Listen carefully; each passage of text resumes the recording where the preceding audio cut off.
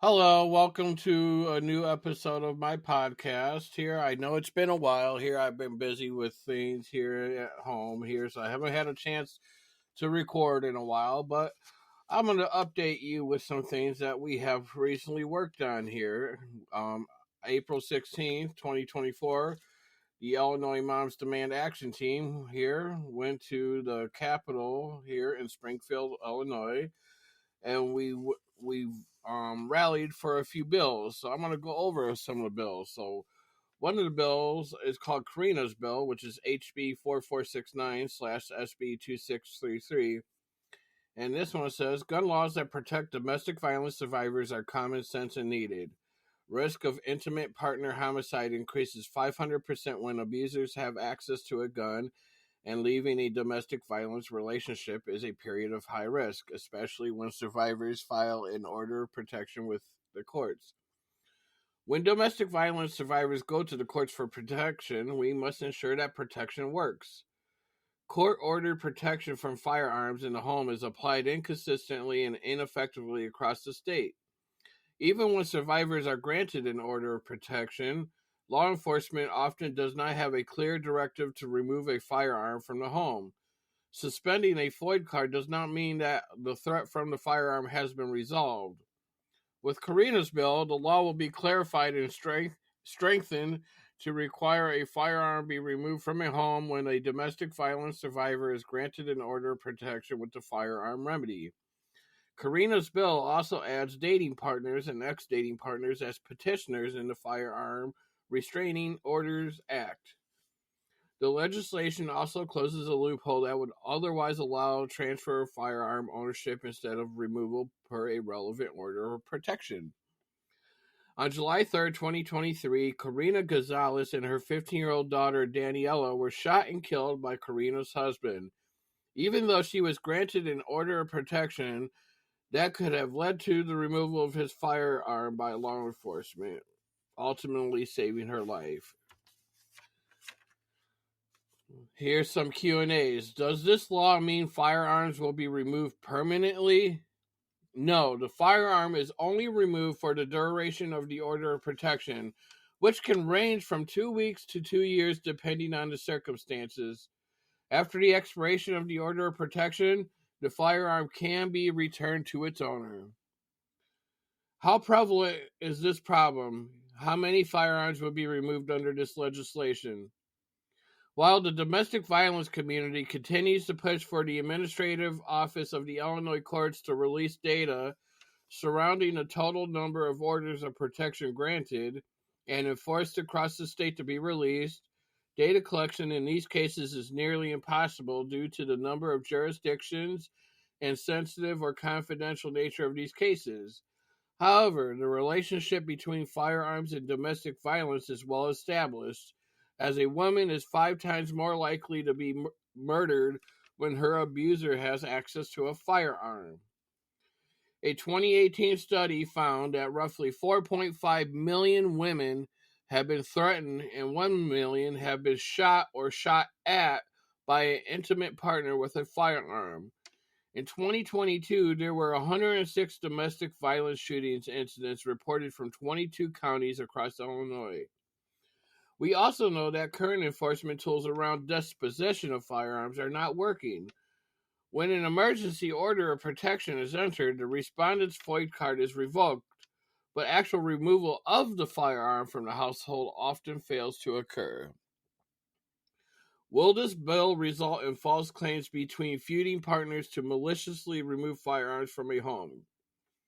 Answer: domestic violence advocates have rarely, if ever, seen instances of phony claims of domestic violence. However, filing a false domestic violence claim with the court will still be illegal under this proposed legislation. Plus, a judge still has discretion in applying the firearm remedy in orders of protection. Question: what resources will be provided to law enforcement to carry out these removals and store firearms? Answer: firearm removal under Karina's bill would be similar to removal currently available in firearm restraining orders. So the resources used in FROs, which is firearm restraining orders, could also be used here. Advocates are committed to partnering with law enforcement to ensure this law can be enforced appropriately.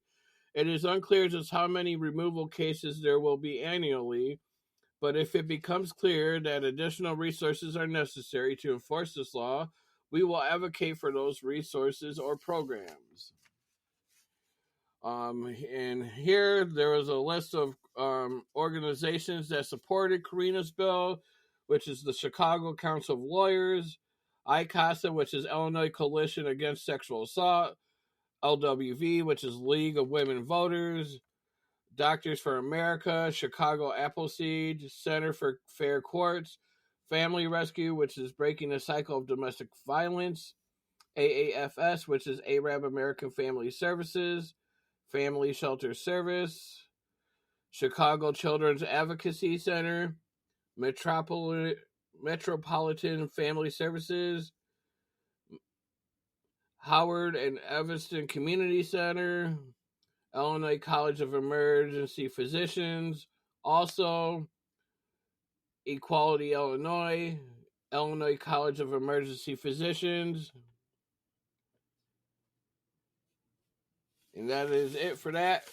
The other bill that we advocated for was the Homicide Victims Family Rights Act, HB 4753.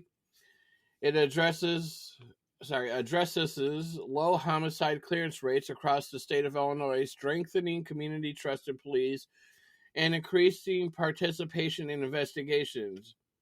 The bill includes the following incentives: family liaison officers, requiring police precincts to employ a specific number of family liaison officers proportionate to the number of homicides committed in their district over the last 5 years. Family liaison officers will be police officers specifically trained in trauma-informed policing. The primary functions of the family liaison officer would be as follows: to act as a key part of the investigative team, including taking statements from family members in a trauma-informed manner. Serve as a single point of contact for families related to their loved ones' cases, and provide regular investigative updates with guidance from the primary detective. Educate and assist families in assessing victim resources. Assist in building community trust and participation in police investigations. It also allows a cold case review. Allows family members whose loved one's homicide case has gone unsolved for 3 years or more to submit a formal application requesting a re-review of the case. If the request is approved, the police will assign a completely new investigator to the case. They will analyze if investigative steps were missed in the initial investigation and assess whether witnesses should be interviewed or re-interviewed. It will examine physical evidence to determine if appropriate forensic testing was performed and if additional testing is needed. Modernize the file and bring it up to current investigative standards. The Homicide Victims Families Right Act is centered on the families of homicide victims and represents an important step forward in addressing low homicide clearance rates across the state of Illinois. Supporters of this bill include One Aim Illinois, Giffords, GPAC, Moms Demand Action, Illinois Alliance to Prevent Gun Violence, Live Free Illinois, Brady.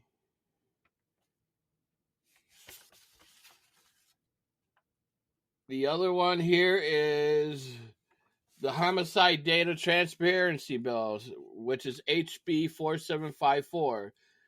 It amends the Uniform Crime Reporting Act and requires Illinois law enforcement agencies to record and publish monthly homicide data for the public.